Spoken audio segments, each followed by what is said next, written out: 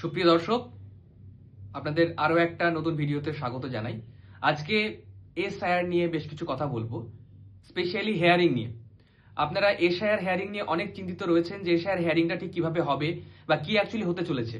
তাই আপনাদের সকলকে একটা বিষয় জানিয়ে রাখি, আপনাদের যাদের নাম হেয়ারিং এর জন্য এসেছে বা যাদের এসআইআর এর ফর্ম সাবমিট করার পরে কিছু নাম এসেছে যেগুলো বলা হচ্ছে যে হেয়ারিং এর জন্য, সেগুলো পাঠানো হবে এবং তারপরে সেই ফর্মগুলোকে সাবমিট হবে এবং তারপরে তাদের লিস্টে আবার নাম আসবে।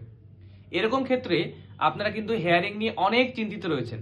তাই সকলকে আমি একটা বিষয় বলে রাখি, হেয়ারিং নিয়ে একদম ভয় পাবেন না বা চিন্তিত হবেন না। আপনাদের নির্দিষ্ট এলাকাতে হেয়ারিংটা হবে এবং কোনো ক্ষেত্রে ম্যাপিং যেগুলো হচ্ছে বা আপনার যারা আত্মীয় রয়েছে সেই সমস্ত লিঙ্কিং যে ব্যাপারগুলো রয়েছে সেগুলো সংক্রান্ত বিষয়গুলো নিয়েই কিন্তু হেয়ারিংটা হবে।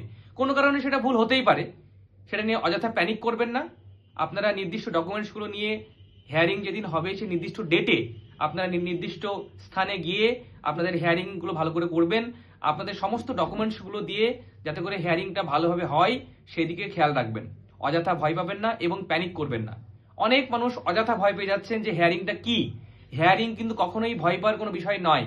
কোনো কারণে হয়তো ম্যাপিং এর ক্ষেত্রে বা লিঙ্কিং এর ক্ষেত্রে হয়তো কোনো কারণে আপনাদের ভুলটা হয়েছে বা কোনো ক্ষেত্রে ভুল হয়েছে বলে এটা হয়েছে, কিন্তু তাই বলে কিন্তু ভয়ের কিছু নেই। আপনারা জাস্ট যেদিন আপনাদের হেয়ারিং ডেট দেবে সেদিন নির্দিষ্ট স্থানে যাবেন এবং আপনারা ঠিকঠাকভাবে সমস্ত ডকুমেন্টস দিয়ে আপনারা হেয়ারিং করবেন।